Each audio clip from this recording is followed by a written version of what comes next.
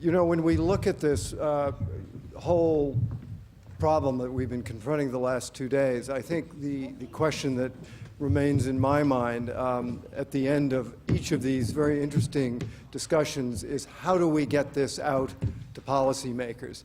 Chie said that he felt the problem was, from the policy perspective, of how do you get the policy people to get it on the agenda?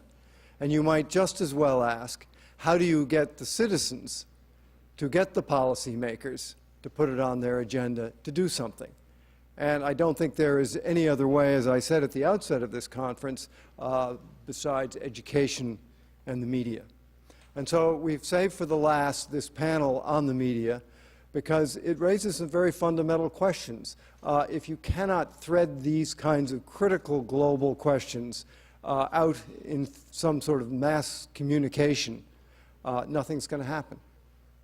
And so we want to kind of get reports from Europe, from China, from this country, some thoughts about how we're doing in that proposition, in that very fundamental link. Because as in all food chains, if one link is missing, you don't have a chain. So what we want to do is start off. Aaron Silverstein, he's here. He's going to tell you a little bit about a video and some radio programs you're going to see that were part of a collaborative project that we did at the Graduate School of Journalism. Quite innovative, and he'll explain what you're going to see. Aaron, by the way, is a graduate student at the Graduate School of Journalism.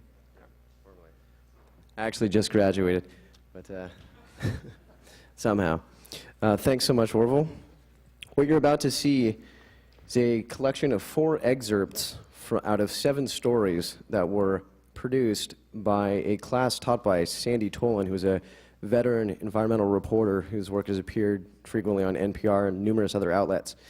And the inception of this class was a result of Al Gore coming to this school last year and delivering that rousing presentation, which many of you saw in the form of a documentary last night. After that presentation, Sandy decided to start a class in which he would take reporters and send them off all over the world to report on global warming. And what makes this series unique is that we really what we wanted to do was focus on the human cost of global warming, where the human cost is being seen around the world. So I think that said, let's just go ahead and watch the video. This is, again, just excerpts, and unfortunately, there were 3 reporters whose work wasn't able to make it into this cut, which I had to shorten for today. And their names are Jory Lewis, Alexandra Berzon, and Darrell Dawson. All of our work is still up online at salon.com and NPR's Living on Earth. So if you go to salon.com or loe.org and search for Early Signs, you can see all these stories. Thanks. This is Early Signs, Reports from a Warming Planet, a project of the UC Berkeley Graduate School of Journalism, Salon.com, and NPR's Living on Earth. I'm Sandy Tola. Our project began in a classroom in September 2005, when 11 reporters joined UC Berkeley climatologist John Hart and me as we began a 7-month investigation of places around the world where the signs of global warming were already showing. For weeks, we poured through thousands of pages of books and documents and spent many hours of pre-reporting, scientific lectures and fact-checking, and training sessions in radio and international reporting. At the end of 2005, our team set out to document the early signs of climate change in 8 places around the globe, from Manitoba to Lake Tanganyika, from the neighborhoods of Pacific Islanders in Auckland to the shores of the island nation of Kiribati, from the top of Cotacachi in the Andes to the forests of Kilimanjaro, from the delta of Bangladesh to the Maori people of New Zealand. The Early Signs team has documented what is now becoming increasingly clear to people all over the world. Climate change is already happening. Here are excerpts from the Early Signs team. Week 1, Churchill in Manitoba, Canada. Nick Miroff and John Moellem profile a town where the people and polar bears have long coexisted until now. The bears stay on the ice until the last of it melts on the part of Hudson Bay south of Churchill. There, they decamp. They spend all summer living off reserves in what's called waking hibernation, waiting for freeze-up. But in fall, when the ice begins to form again, it forms first on the opposite side of Churchill, so the town is in their way. Most of them go through town because it's their major migration zone. And they've been doing that for thousands of years, way before the town was there. Within 24 hours of the sea ice actually forming, these bears are gone. Warmer temperatures mean the bay is frozen for a shorter stretch each year, lengthening the time when the bears are forced onto land and not eating. As the ice disappears, researchers in Alaska report polar bears drowning, forced to swim between increasingly distant ice floes. Also, with less time on the ice to hunt, more bears are seen scavenging the beaches for whale carcasses. Certainly this is one of the warmest years I've ever seen. Usually in November we're starting to see freeze up, and these freshwater ponds are still open water in them, and I don't know if I've ever seen them like that at this time. Churchill's bear population has already fallen more than 20% in the past 17 years, and U.S. and Canadian researchers found this directly correlates to the loss of sea ice. The short-term predictions are dire. My name is Merv Gunter. My wife Linda and I own and operate the Tundra Buggy Adventure, the polar bear experience up in Churchill, Manitoba, and it's probably the most fun job of anybody in the whole world. Merv used to be a banker in Winnipeg. He may have more invested in Churchill's bears than anyone. Are we worried? Yes, I'm afraid so, and I think we should do everything we can about it. And can we do anything more than that to stop climate change? No. So we will coexist with that. We'll have to, as will the bears. They are very tenacious and a very amazing species with their ability to evolve and to adapt. Some folks in Churchill seem convinced that the bears will find a way to survive, that they'll learn to eat berries and evolve into grizzlies. The town has always gotten by on its pioneering spirit, especially after the military left. It may be that they expect the same stubborn resilience out of their bears, but for the bears, it isn't a question of will. Natural selection can happen very quickly in like bacteria because they can breed in 20 minutes. Polar bears live 20 or 25 years.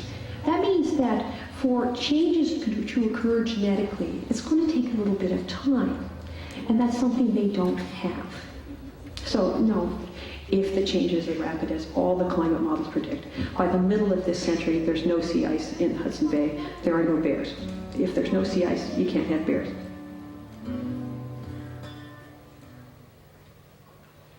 Week 4, Cotacachi Volcano, Ecuador. Pauline Bartoloni and Felicia Mello visit communities around a glacier that has disappeared and consider the economic and cultural impact on the Andean people there.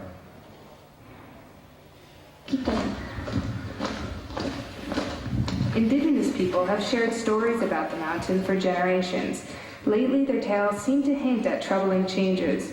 Rosita gathers those tales. She takes us across mountain canyons to a nearby town where Maria Perugache is sifting quinoa on a blue blanket in front of her mud home.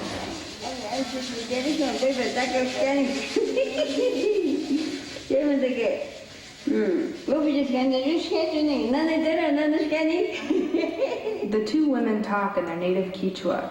Behind them, the bare brown peak of Mama Cotacachi pierces the clouds. Cotacachi is married to a nearby volcano, Perugachi tells Rosita, but it hasn't been a happy match. Lo que la compañera dice, sí, dice, cuando discuten, caen los reyes. She says, when they argue, the thunderbolts fall. Pshum, pshum. And that startles us, and we say, oh my God, they're fighting. And that makes us laugh.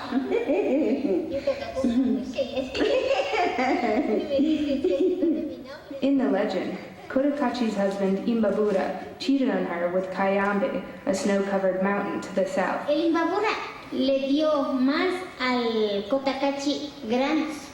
Yeah. He gave Cotacachi grain, but he gave Cayambe the rain, the water. That's why on that side they have water, and Cotacachi is starved of water. Y el Cotacachi es pobre de agua. Entonces, Not everyone in Cotacachi's 43 mountain villages has heard the term global warming, but according to scientists, that's exactly what's contributing to changes in their communities. Temperatures have gone up nearly 3 degrees Fahrenheit in the Ecuadorian Andes in the past half-century. For glaciers in the tropics, that can spell the difference between stability and retreat.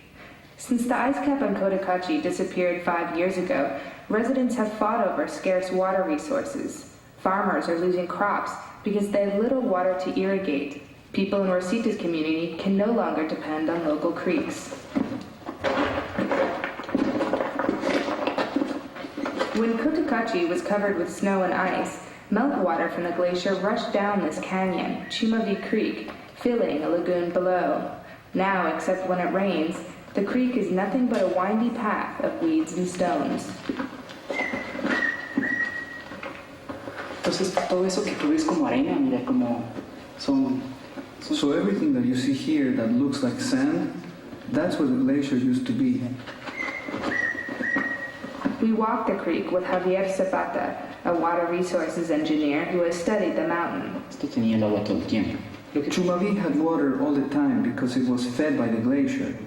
It's part of the glacier's hydrological balance. Snow accumulates, it compacts, ice forms. There is an input and an output. But with climate change, the temperature is rising in the country. It affects the glaciers and they retreat. We're now definitely in a time when the glacier has disappeared and is no longer feeding the rivers. Y ya no hay alimentación del glaciar a los ríos. Chumavi isn't the only creek with a problem. All over the mountain, says Zapata, rivers and streams are getting smaller. Y lo grave es que todas estas... The scary part is all these communities that you see get their water from the rivers. And when there isn't any water in the rivers, I can't imagine the disaster we would see. Week 5, the Pacific island nation of Kiribati. Aaron Selverston considers the impact of rising seas on a nation only 6 feet above sea level. To my memory now, since 18, I do climb a number of trees, and there was about more than 20 coconut trees. The bandanus trees, there were more than that. And then just like the normal grass, like the grass foods, it's really an island that, you know, with trees on it. And but the main ones are the bandanus tree and the coconut tree. And with coconut trees with a lot of fruit as well, because in this time, I did climb the tree when I was young.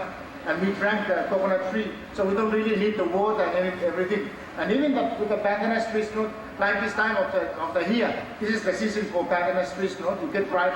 And that's when we also eat the fruit of the, no? But now, it's very sad to see. And when they talk about the global warming and climate change, then it is sad to see the small islands like Kiribati being disappeared, no? And being like this. And I would say that maybe sooner or later, we may not again stand on this piece of beach, I would say. How many years does it take to plan for a successful, movement of a nation state? It's a humanitarian disaster. These people will lose their homes, their own nation. They'll end up moving at some point. When their government looks ahead, say 100 years, 200 years, there's a pretty good chance that those islands won't even exist. I think they're seriously talking about relocation. And I've raised this issue at the last United Nations General Assembly, I've said, because I want to draw international attention early so that they can become accustomed, they can begin to accept the reality of the issue for countries like ours.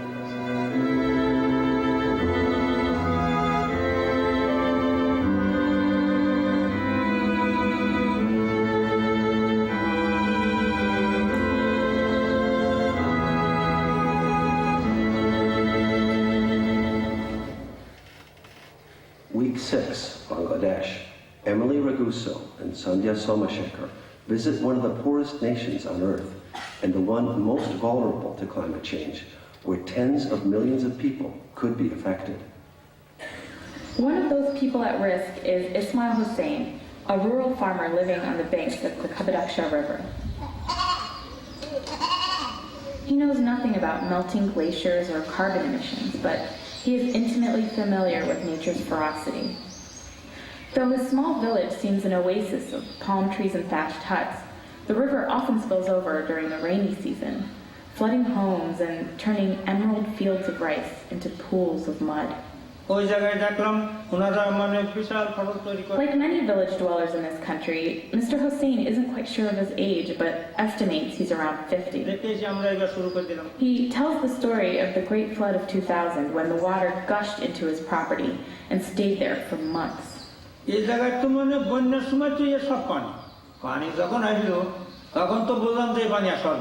first I thought the water will never go and that everything has been destroyed forever. Everything you are seeing was underwater. If I wanted to go anywhere else, I had to call a boat and go everywhere through boats. The international aid agency CARE has been trying to teach people like Mr. Hossein to build stronger houses, carve moats around their homes, and switch to salt-resistant crops, all in anticipation of climate change. He learned to build gardens that literally float on the water, an indigenous technique that he improved upon himself. I first placed bamboos on the water and then pulled some of the water hyacinth on the bamboos. Then I collected the mud and put the seeds in the mud. Within 4 or 5 days, the seed came up and there was a beautiful tree coming out of the seed. Many people came here to see such an amazing thing. Mr. Hossein now has 13 vegetable gardens resting on the surface of the river, oblong beds overflowing with tomatoes and pale green bottle gourds. Still, he senses the worst is yet to come. In the rainy season, the rain isn't coming in due time, and in the winter it isn't as cold as it used to be. I realize that the seasons are changing as the time goes on. I fear that something like this can happen in the future. But if such things happen and I can't grow vegetables anymore, I will find a way to survive. Then he said something you often hear here. When there is trouble, there is a way. Week 7, Mount Kilimanjaro, Tanzania. Kate Cheney Davidson examines how a shrinking glacier and parched forest is generating a water crisis for many thousands of people. Mimi ni William Kiwali, naishi kijiji kitongoji cha Kifura. Meet William Kiwali, chairman of the small village of Kafura. Mimi ni mkulima, napanda kahawa, mahindi, kunde. Here on a sun-baked farm a half-mile below Kilimanjaro National Park, the evidence of a changing climate is obvious.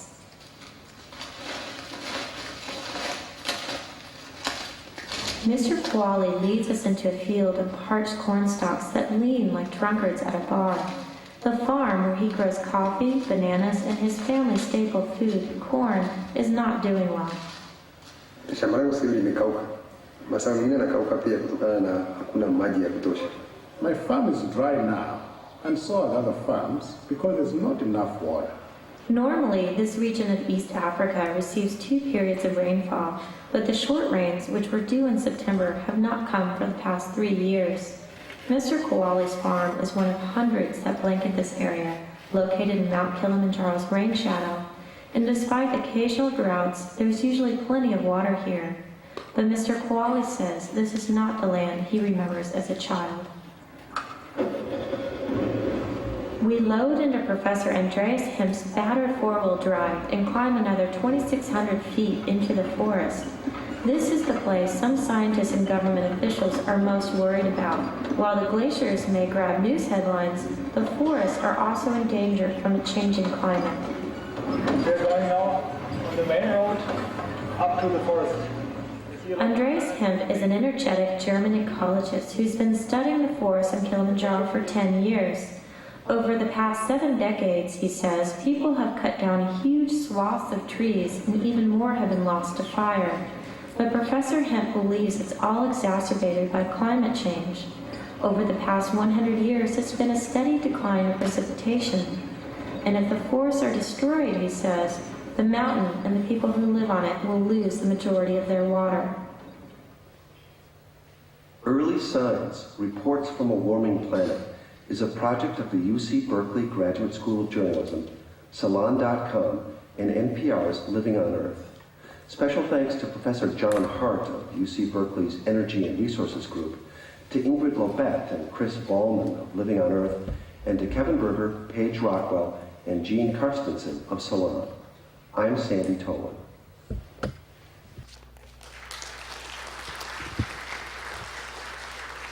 Well, thanks. Felicia Mello, who is also one of the reporters on this, is here, and afterwards, if we have some time for questions, she can come up. Now, what I think we want to do is let's one at a time have the panelists come up, and I think we're going to be having to limit you very strictly to 10 or less minutes because there are a fair number of you. And I think the challenge is for each of you to tell us something about what you're doing in this department. You're all in the media in one way or another. And what's going on in the areas where you work in terms of media coverage of these kinds of environmental issues that we've been discussing here.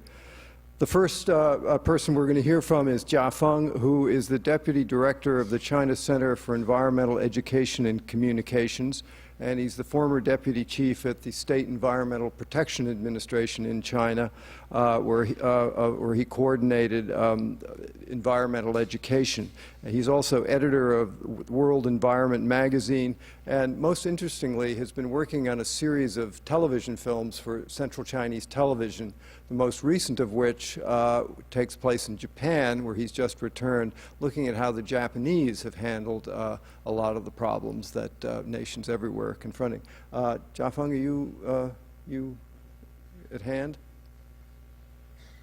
All right, we'll fetch Jia Feng, and we will move to Isabel Hilton, who I see here. Isabel's a British writer of great note, and she's also the editor of a new web-based venture called Open Democracy to sort of chronicle environmental issues. She's also a long-time writer for almost every publication in Britain and some outside, such as The Times, The Guardian.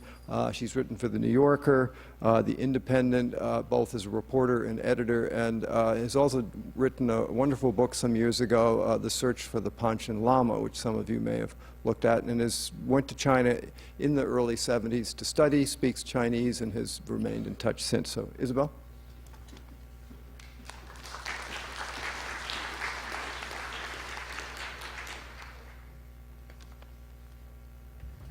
Thank you very much, Orville, and it's really a treat to be here. And I've learned a huge amount. Don't worry, I'm not going to do a PowerPoint presentation. There's just one image. But you don't have any way to plug in, which you're not going to see. A PowerPoint. I have been extremely impressed by the presentations that I've watched and I've listened to over the last day and a half. And my rather limited appreciation, perhaps, of the science of climate change has certainly grown. But as I watched and I tried to make sense of all those graphs and diagrams, I recalled a professor of journalism at Beida who told me that he hated PowerPoint so much, and he so hated the way his students used it, that every year he took his class away somewhere where they just couldn't use PowerPoint, and it got more and more difficult as PowerPoint became steadily more ubiquitous. And last year he ended up in an abandoned schoolhouse in Inner Mongolia, which had no electricity, ergo no PowerPoint. And they stayed there for a week, and they told each other stories. And I found this a very sympathetic story, because that's what my profession is about. It's about telling stories in ways that reach people and move people. And though I've learned a lot about the science of climate change in the last day and a half, I haven't learned very much about how to tell the story. And that's the story that we need to tell, because you can see the presentations that we've all listened to over the last day and a half as in one sense a long howl of frustration, because the science is really as clear as the science can be, and the consensus amongst those who know it is nearly 100%. And as we heard yesterday, those who know most are indeed the most worried. And this has been true for at least a decade, and yet there is still a marked lack of political action at the level that we need political action, despite the many local initiatives that we've heard about. But at the level and with the clarity of purpose that we need, it's not happening. And it's worse. I mean, one thing that I've learned in this conference is that the technology is indeed at hand to solve this crisis, and that solving the crisis could be profitable, and yet the political discourse and the popular perception remains stuck in the language of loss and the language of sacrifice. And this is the most remarkable failure in communication. that I've come across, and one for which I have to say my profession must take its share of the blame. So if the public doesn't understand what it must demand and why it must demand it, then the politicians and the many vested interests who oppose action won't act. So how do we tell the story? Well, it's not as easy as you think. Now, you can tell a story that reaches people, but you have to reach people in the right way.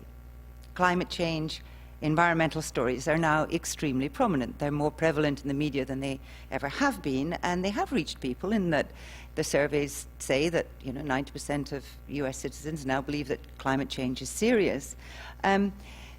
And in the UK, where I come from, there isn't even any political inhibition about believing that climate change is serious. Our government acknowledges that it is.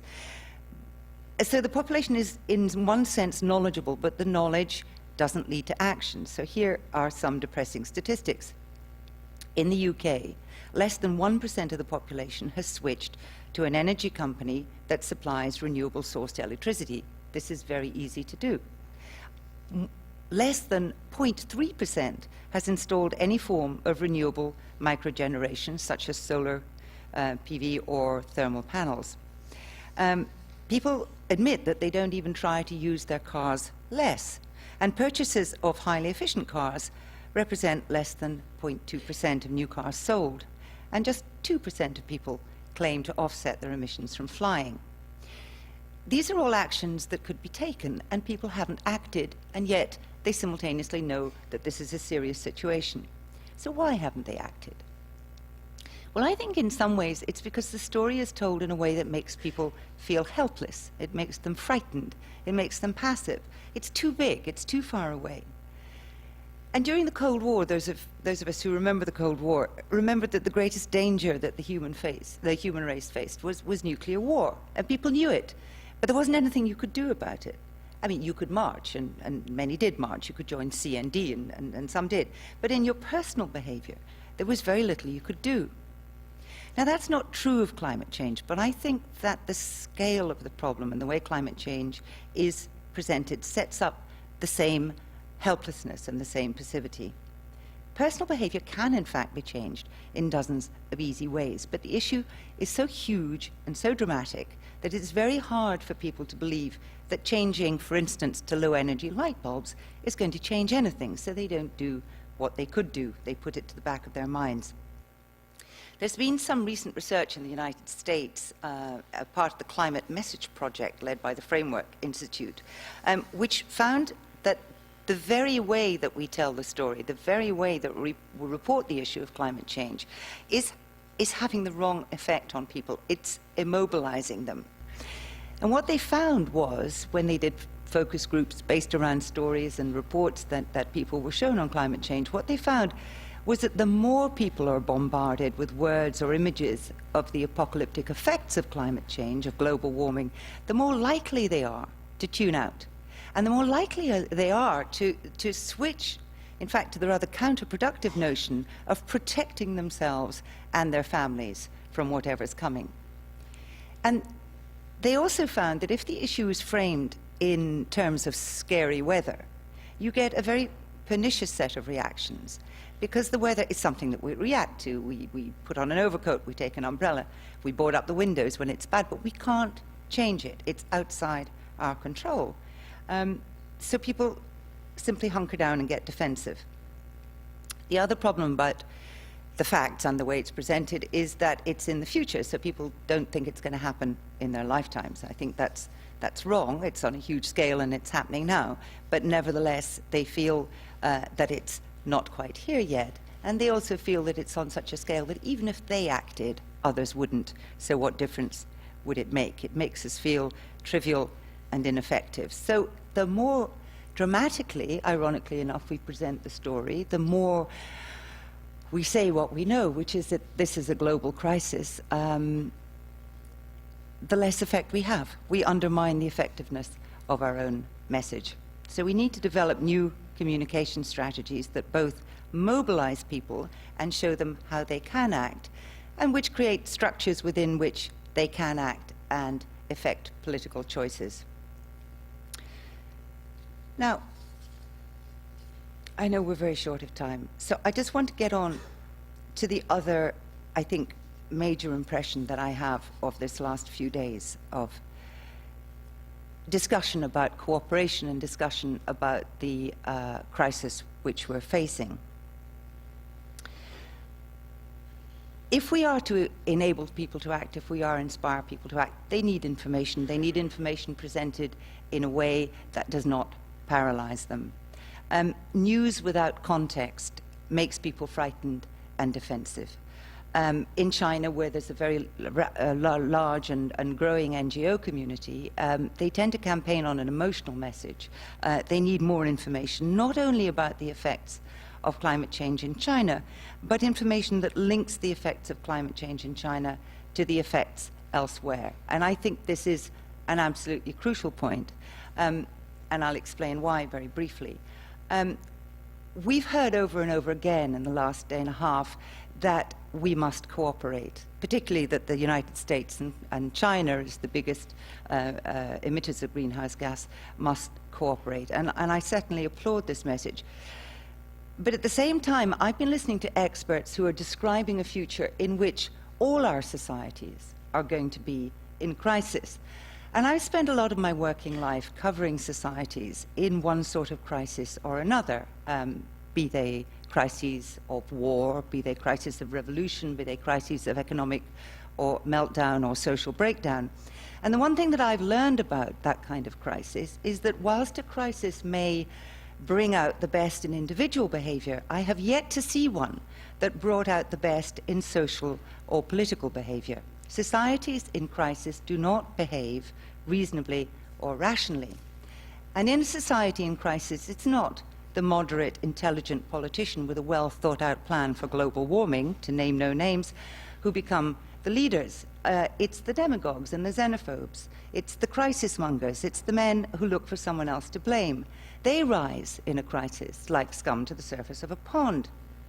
Now, I hope we do get cooperation between our societies in the coming crisis, but what I fear, and what I think that there is a great risk of, is that we get the opposite, that we get truculent nationalism, that we get name-calling, we get blaming of the other, that we get a politics in which the grabbing of diminishing resources becomes the patriotic game, and passing the blame for climate change to others becomes the acceptable discourse.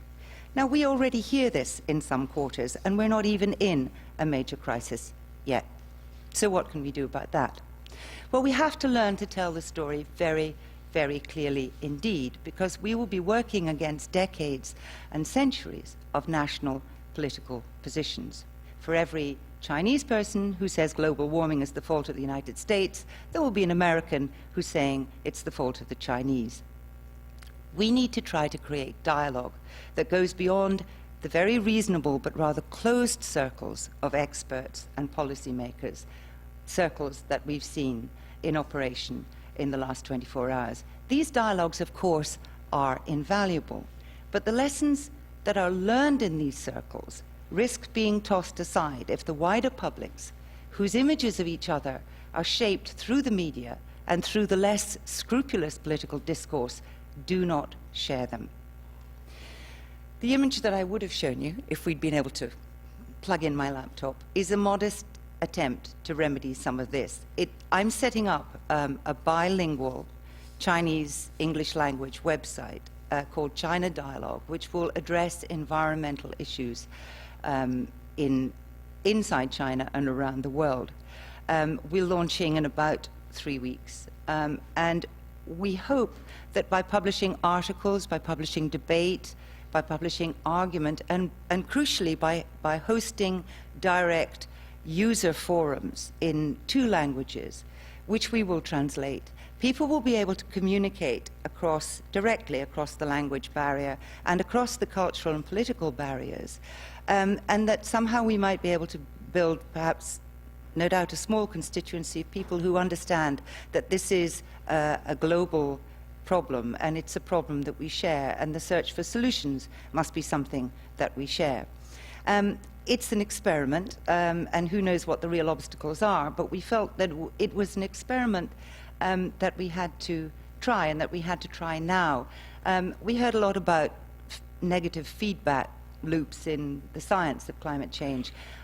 There are negative feedback loops in the politics and in the social issues in climate change, and they are equally dangerous to the kind of positive action that I think we would all like to see.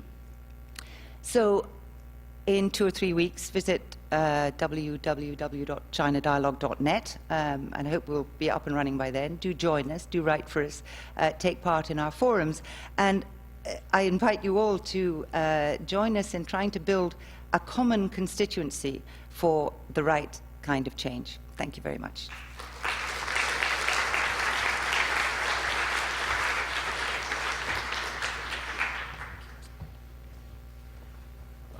Now we'll hear from Jia Feng, who actually has spent much of his life engaging in efforts to educate the public and the media. Jia Feng, 10 minutes are yours.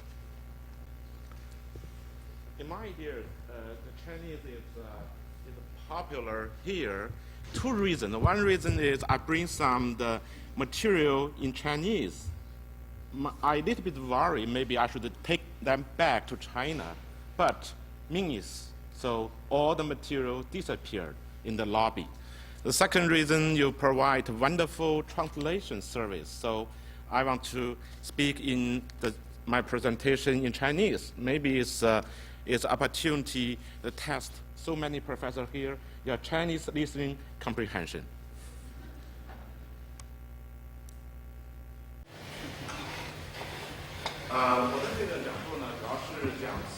My talk today will have 4 parts. First, the role of media, followed by media and climate change. And then I will touch upon practice of improving the capability of media reporting in China. I will conclude with comments on challenges and suggestions for a solution. There are 3 purposes that our visit here we'd like to try to achieve. First, we're here to learn. Secondly, we're here to share with you our work. And thirdly, we're here to work together with you. The meeting is coming to an end, and the ice on the stage is melting rapidly. In the last 2 days, we have learned a lot about what's happening in climate change and how much more rapidly it's happening. A lot of recommendations for policies have been introduced in these 2 days. Experts have told us that, in fact, challenges we're facing also mean tremendous business opportunities. But we cannot help but wonder why it's taking the Capitol Hill politicians so long to make up their mind.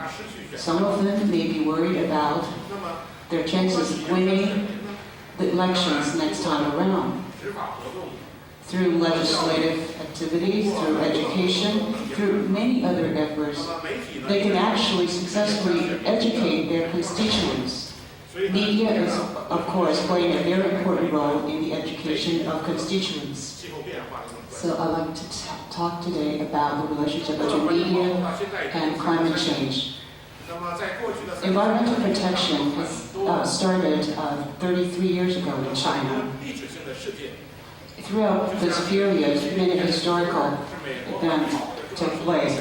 For instance, in 1970, the protection of Earth was a very important historical event in mankind. In the 80s, the steel mill pollution mitigation was a very important effort in China. And how did that come about? It was made possible thanks to the report, a news report. At the time, it was discovered that a satellite picture no longer shows the true picture of the town where the steel mill was located. As following that, a news report was released entitled "A City That Is Not Visible." As following that, a 5-year plan was formulated to mitigate the pollution problem. After that, the treatment of White River was also an important historical development. It was made possible also thanks to a news story which was broadcast in major TV station that set off the beginning of a major overhaul and river treatment plan. It also started a treatment project that includes various rivers and heavily polluted areas in Beijing river area. Last year, 2 major environmental events took place in China. In April 2005, a public hearing was held in Beijing on water leakage prevention, on the water problem. You must have heard of Mr. Han Yue, a very young and promising deputy leader of the environmental authorities in Taiwan. If you could see this gentleman, a journalist who's wearing glasses, he's right in the middle of the front row. Because of the reason that this whole hearing process started was because of a news report that this journalist wrote. This, of course, a very new experience for China. This public hearing was broadcast live throughout the country and made tremendous impact. The second major environmental event that took place last year was an explosion in the Songhuajiang factory. You can see that this is the consequences of that explosion. The Songhua River was heavily polluted. The event caused the resignation of a high official, the director of NEPA in the Chinese government. Last month, a new event unfolded. You probably heard of the famous Chinese film director Chen Kai-he, who made a film called The Promise. He took the whole crew all the way to Shangri-La in order to shoot the film, The Promise. However, the way he treated the environment, the way that he left everything behind, had caused tremendous criticisms from the public, and this also has a lot to do with the report of the media. All these stories have told us that oftentimes, it's not just through day-to-day enforcement of law or the complaint filed by a citizen that government was able to have the chance to really make to make things right. And oftentimes, the media has a lot to do with it. The media should take the credit. The role of the media, while not the most, is not important. However, in the eyes of the Chinese people and the Chinese citizens, media plays an important role in the improvement of the environment. In the area of climate change, media has done a great deal of work. For instance, newspapers has designated columns to cover climate change issues. You hear climate change coverage in radio stations, radio programs all the time. You could see these non-profit or charity advertisements throughout the bus stations around town in China. And I'm going to show you a TV program that we produce to address the climate change issue.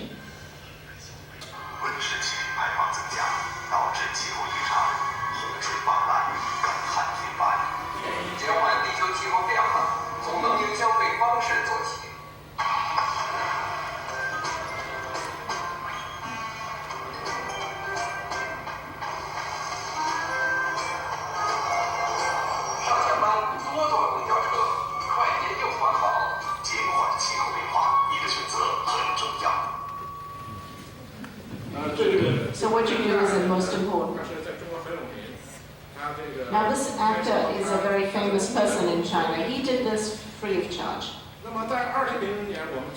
In 2002, we conducted another poll of public opinion, and we discovered that the emission of greenhouse gases is, for the public, considered of medium importance. In fact, it's actually slightly higher than the sandstorm.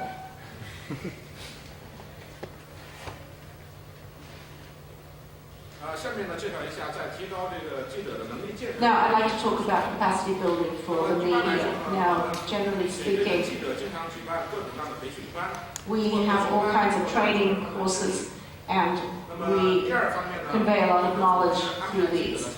We also organize all kinds of study trips, which not only within China, but also abroad. And one of the other activities is to invite reporters to participate in some of our projects. For instance, last month we went to Japan, and we invited media to come along. These were reporters who wrote a great deal about their program, just as our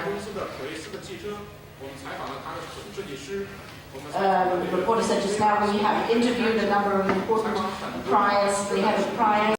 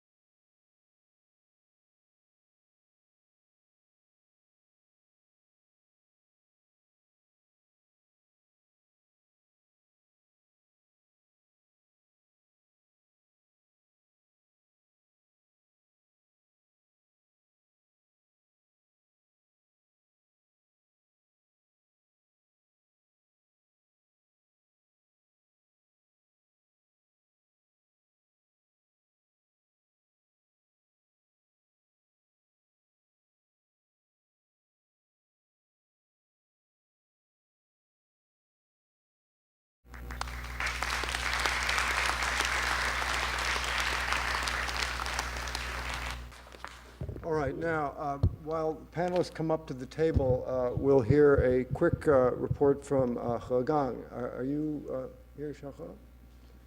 And then the rest of you maybe make your way up here, and we'll try to do just 10 minutes of questions. I know the hour is late, but after he talks, please. Let me, excuse me for a minute, let me introduce He Gang, who has been a student at Beida.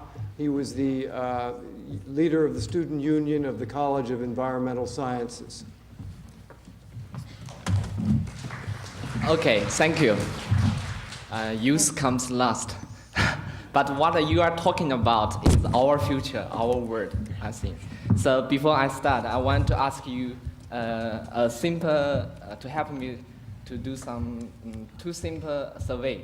One is, how many of you are students just like me? Put up your hands. Okay, not so many. But the second, how many of you are thinking yourself is still young enough to take actions on climate change? Put up your hands. Okay. I hope I can say so when I'm in your age.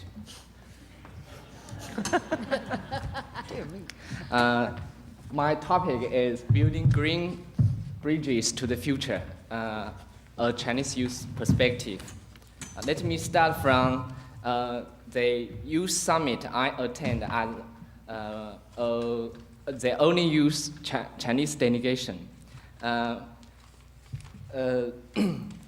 We are coming from 26 countries from all around the world, from north to south, south to east. Also include China and the U.S. After 5 days of discussion, also 3 rounds of amendment, and finally we speak out our declaration on the closed ceremony of UNFCCC Climate Change Conference COP11 and MOP1. I'd like to read some of our declarations out to help you get an idea of what world youth think about climate change. Okay. Our vision: we respect both past and future generations and recognize that humanity is part of the old systems. Human and ecological well-being must supersede economic concerns, if only because economic depends on ecosystems. Technology alone is not a solution. We do want the constitution of unsustainable habits. We value community, culture, and life about superficial consumption. Communities, each with a unique insight into their own situation, are the best producer of solutions for mitigation and adaptation. We support business initiatives that are striving to help us achieve our vision. Government's responsibility are to the people before the corporations. Climate change solutions must guarantee the right to a healthy environment and the environment's right to healthy, as well as ensure equity amongst present and all future generations. Education should promote sustainability within a diversity of culture. The low-carbon economy is not a no-job economy. We envision a world where all members of society have not only the right, but the means to influence the world around them, and where sustainability, equity, and justice are uncompromised valued. These are some keywords of this declaration. And from a Chinese view, there are poverty eradication, pollution and degradation, water and food security, also with flexible mechanism. So the situation in China may be more complex than that simple declaration. So I just reminded of you about this. climate change is only part of the problems, but it's also very important, I think. So our Dean Kang once noticed climate plus. I do agree with this, climate plus. I don't want to say everything, but I just want to tell or introduce what we are trying to do something about this issue. So I'd like to talk about what the youth activities in China, or mainly from our Peking University's perspective, that three levels. One is study, research, and practice. The second is public participation. And the third is volunteer work. First, study, research, and practice. And we give some outline cases. First is research job within academic perspective. Our Dean Kang has introduced a framework of our college. So each graduate students are further in within these programs to study or do some research work in their respective environmental areas. And I'd like to take a Bear Green course as to introduce more. Our vision is green start from heart and also go with business.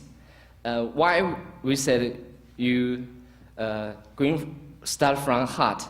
Because when you can say you are a naturalist or you are green, is that you do something without thinking. That's from your heart. You do something without heart. You protect the environment without thinking. I think that's our goal.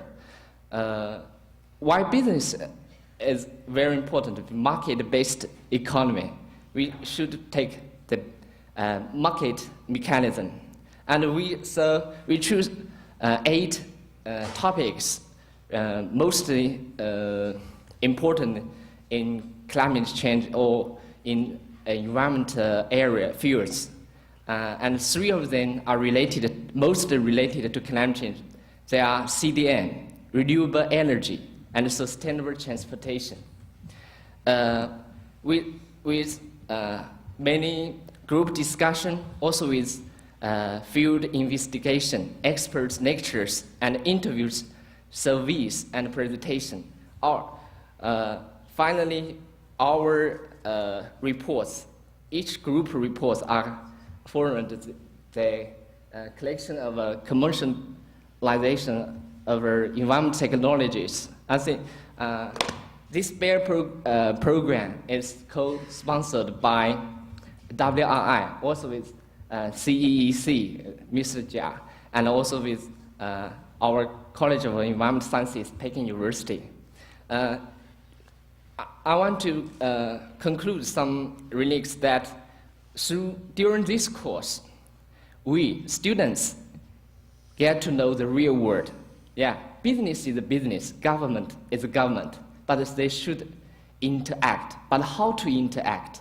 You should know the real process. So I think this course give us a good opportunity to participate in the real process. And second is experience the venture. Yeah, we take some opportunities to get involved in the real business. And I'm very proud to introduce some of our students. They have to start their corporation or start their business after this class. So the third is involved in the decision making. Our reports can be found in some officials' desk. Okay. And this is some pictures from this course. And also case in MIT Global Classroom, our Dean Kang have introduced. Because of time limited, I'll just conclude some feelings. One is communication and cooperation is really stressed during this global classroom, and also brainstorm for new ideas. Our main topic is what multinational cooperation can do in the poverty reduction. After this global classroom, we do formed some suggestions to how to help the local people benefit from the multi-cooperation. Yeah, how to promote their capacity to bargain with the multinational company. And second is because we are come from different countries, different backgrounds, even different ages. So we are searching common, but also respect differences. I think that's also a lesson we learn from this global classroom. And also some forums and seminars. There is a coming event, is the first Student International Environment Forum, Fight Against Desertification, from vision to action. And I'm also very glad to know that one of you will go to this forum. Welcome. I hope I can meet you in Beijing. And also some Green Olympic forums. Why I take all this listed? Because I want to say event activities or event education is very important, just like event marketing.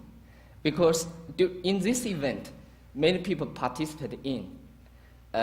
So while they are participating, they learn from the process, learn from doing. This is the official website of the first International Students Environment Forum. And down is the group photos of our geography forum. So one keyword I want to suggest for our youth activity is networking. Networking for better future. So we are trying to do networking through different levels. International, we are part of the Beyond Kyoto network, and also some international organizations. National, we have a China Green Camp of college students. And regional, we got Beijing Environmental Student Union. And in the campus, there may be more than five associations related to environment change in Peking University. So networking for what? One is resource sharing, and also capacity building and joint action. All my introduction, I can come to a conclusion. As acting locally, joint local activists also with a global vision, positive action, favorable change, educating people to change their view, also lobbying the government, interacting with business community action. There may be many bridges we want to build, a scientific bridge or technology bridge, and I think youth bridge is come. Thank you. Thank you, Ariel, for squeezing me in the panel in the last minute. I do think that the work we are doing is very important. I'd like to brief you about the World Watch Institute first. The World Watch Institute is an independent research organization based in Washington, D.C. It works on energy, resource, and environmental issues. In 2005, in last October, the World Watch Institute launched this major China project, an online news service called China-U.S. And the reason why World Watch launched this news service is based on the fact that China is becoming a major economic and ecological superpower. But the problems the country is facing is not one country problem, but is a global issue. So to strengthen the global understanding of China, to give the global community a better understanding of China, as well as to give the Chinese readers a better understanding of the international community, will help decision makers to incorporate China into the global community very quickly. Then with the China Watch News Service, at this moment, the World Watch Institute has 2 China fellows to write for this news service. And we are trying to incorporate the Chinese perspectives in the stories so that the international media international audience will have will see. We are trying to present an objective picture of China to the global audience. And we are planning to invite more in-the-field experts to write for this online news service. At the same time, we are going to launch the news service in Chinese soon. We hope that with integrating all the Chinese, integrating the rich international researches by the Institute, we hope that we can take messages of global significance to the widest audience in China as possible. Thank you. We are working to make a difference.